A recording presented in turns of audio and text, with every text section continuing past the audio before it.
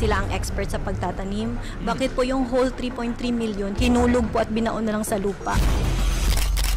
Ang problema nga sir, kami nga ang magbabayad ng 3.3 million. Bakit nang magsasakang yan, nag-iiyakan dito, sila ngayon magbabayad ng kapalpakan ng Green Planet na yan? Sir, may panlalabis na rito.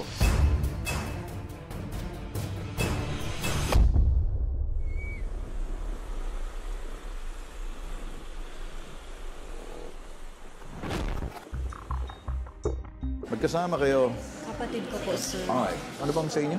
Yung sa Green Planet po at saka sa Land Bank. Sa Green Planet. Okay. Ito po yung nagpapatunay na yung Green Planet po ay hindi po naka-register sa SEC. So, we wonder po kung bakit na-approve siya ni Land Bank na mag-manage doon sa farm. Kayo ay mga magsasaka sa Cotabato. Paano kayo naging magsasaka sa Cotabato? Kasi po, yung farm talaga namin, yun ang kinabubuhay namin noon Alright, pa. so magsasaka magulang nyo? Opo. Hektarya ba yan or... Ang total, ilan na? 3.3 hectares. Ang sa amin lang po, 3.3 hectares. Bali, tatlo kami, 1.1 hectares. Inaalam ko muna kung ito'y lupang agraryo na Certificate of Award. Kasi alam ko nung araw, 1.5 hectares o 2 hectares lang ang binibigay sa bawat magsasaka. So ngayon, nandito kayo sa akin. Gusto ko lang malaman yung classification ng lupa. Yung lupa ba yan? Taniman ng saging? Taniman ng palay? Taniman ng mga ano? Ano ba talaga yan? Ano Mais bang talaga history? ang produkto namin. Ano? Mais. Mais. O ibig sabihin, agricultural. Agricultural. Ngayon, kini-question nyo yung sinasabi ninyong itong pangalan na ano to? Green Planet. Okay, anong problema ninyo sa green, red, yellow planet? Kasi po yung pera po na fund transfer sa kanila, sir, sila ang nag-disburse lahat. Kaso failure po kasi dahil Bakit? po doon sa Green Planet kasi sabi nila short na daw yung fund. Gusto ko lang muna makita, sinong gumawa nito? Sila po si Land Bank Sino at si sila? Green Planet po. Coronadal Branch Land Bank. Alam mo ba yung pera na yan? Pera galing sa gobyerno, dadaan sa land bank? So ngayon, sisiguraduhin muna natin anong personality ninyo, anong responsibilidad ninyo. Kasi may pamantayan yan, hindi basta-basta ibibigay sa inyong pera. Saan manggagaling yung mga binhi? Doon po sa loan, part ng loan. Okay, part ng loan. Okay. So, sino magpo-provide? Si Green Planet. Ikaw ang producer, kinuha kayo ng contractor, naintindihan mo ba ako? Kayo, para kayo nagtatrabaho sa kanila. Whether you like it or not, nagtatrabaho kayo kasi yung pondong yan, developmental loan sila para sa inyo. You get it?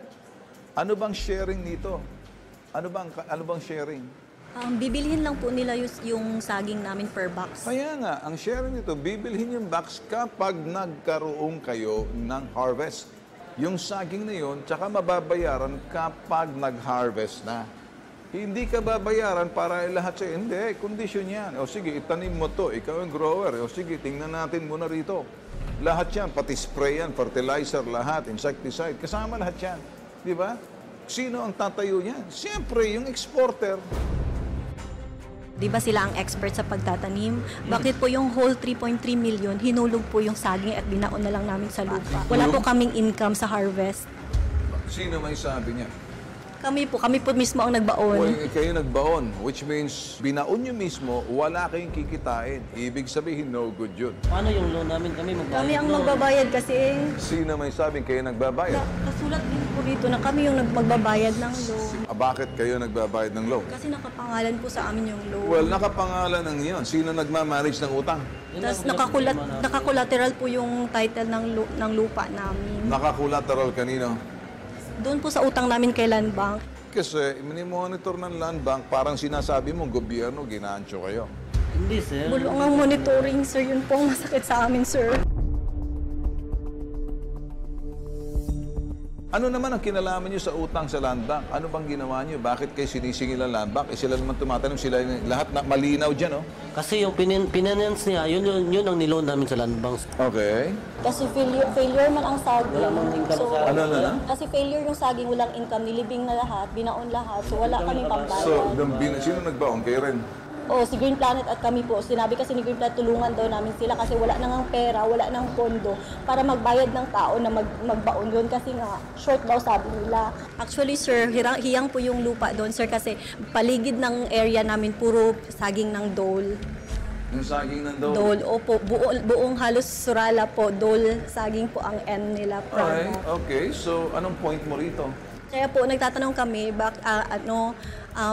kung expert sila, bakit reject yung saging namin? Sila, technology nila yung ginamit. Paano May nakalakay kasi. Ang problema nga sir, kami nga ang magbabayad ng 3.3 million.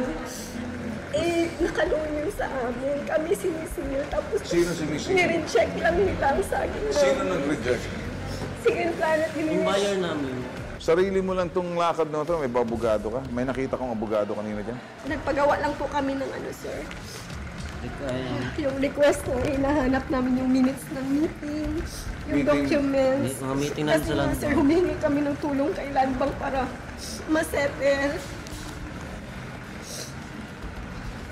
Tapos ayaw kami tulungan ni Land Bank kasi pabayaan na lang daw yung mga resibo. Tapos ang solusyon na lang daw, i-reconstruct yung utang at saka interest. Tapos pag-aaral pa rin namin kahit na-reject yung saging namin. Hanggang ngayon, failure po yung farm namin.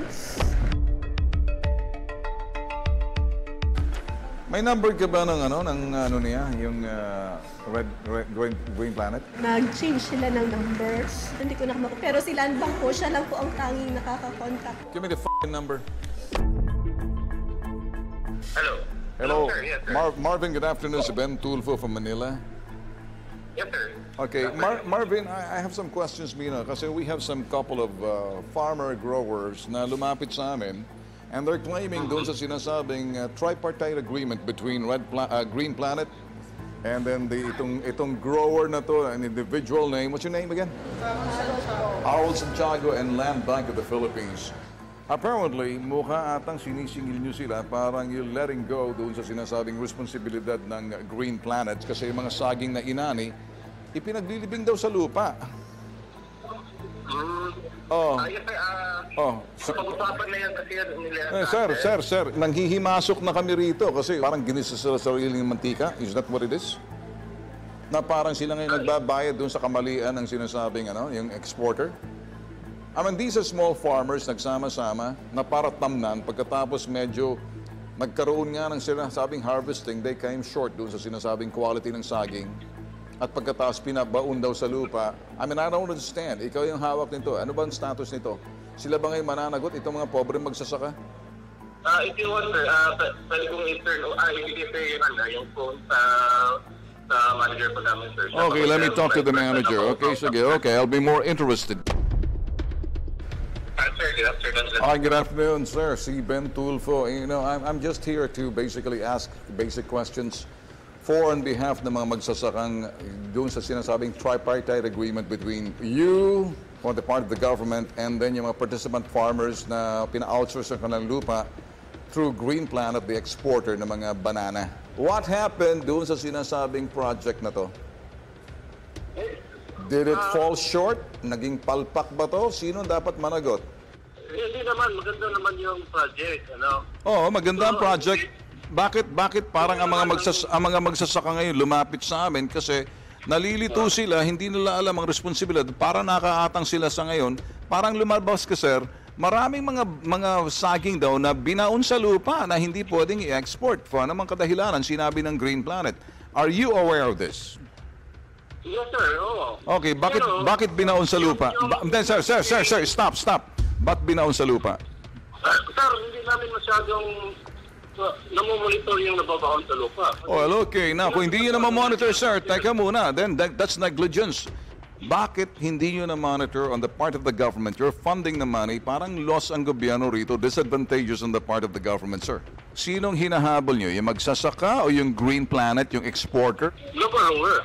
Kung nilipat ng borrower yung pera at pangangasiwa ng pera para sa mga binhi, lahat ng pangangasiwa dyan, para magkaroon ng sinasabing magandang harvest, sino ngayon ang may responsibilidad? May agreement po sila, sir. Kaya nga, sa agreement, Between the borrower and the Green Planet. Alright, dito sa nangyari ngayon, ibig mong sabihin yung Green Planet na nakita mo, hindi ba disadvantageous sa gobyerno, so sir? Hindi naman ha. Why did you say hindi disadvantageous? Paano pag nalaman? Alam ba ng COA to, sir? Kami naman as financier, we did our best. Yung mga agreement naman nila, kung ito transfer, it's their agreement. Hindi naman siguro disadvantageous. Okay, sige.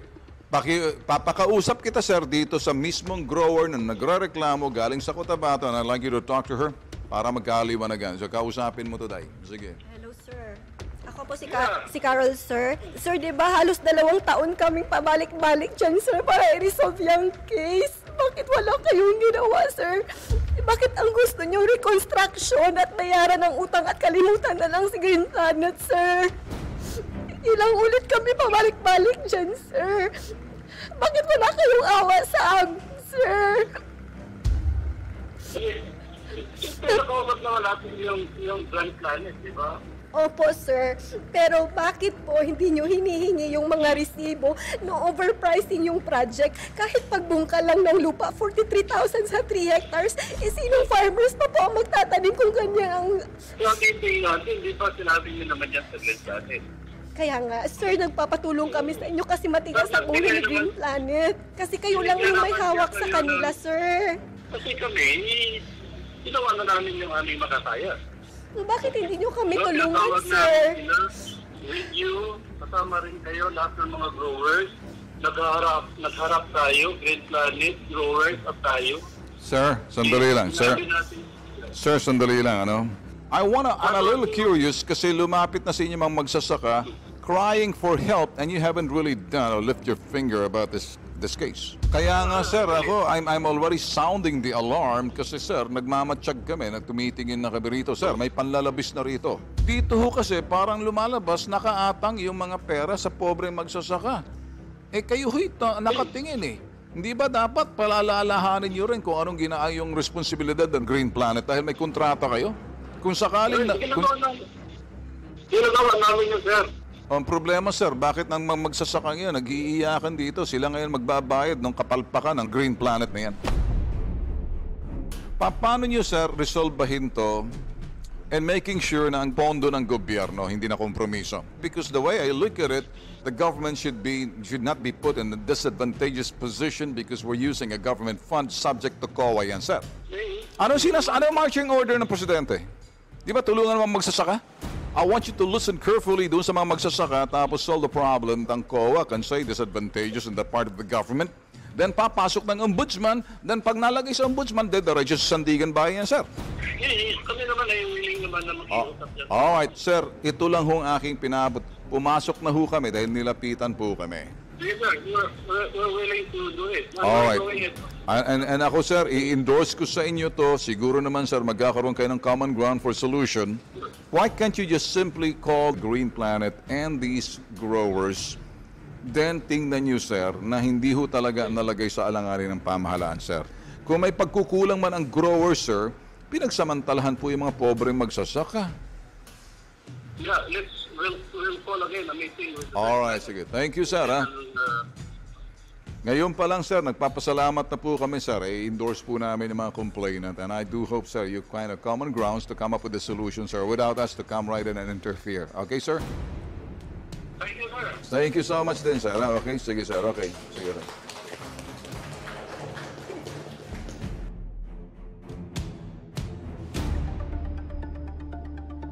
Okay, ganito.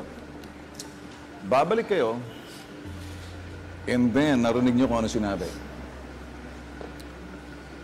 Sakaling nag-alanga kayo at nakita na medyo iba ang takbo, nakatingin lang kami, hindi kami pwede manghimasok. May karapatan silang bigyan ng pagkakataon na linawin to sa pamamagitan ng pagpupulong sa inyo. Nagkakaintindihan ba tayo? So mag-usap uli kayo. Pwede kayong bumalik sa akin. Tingnan nyo lang ako, okay? Tapos mag-usap ulit tayo, okay?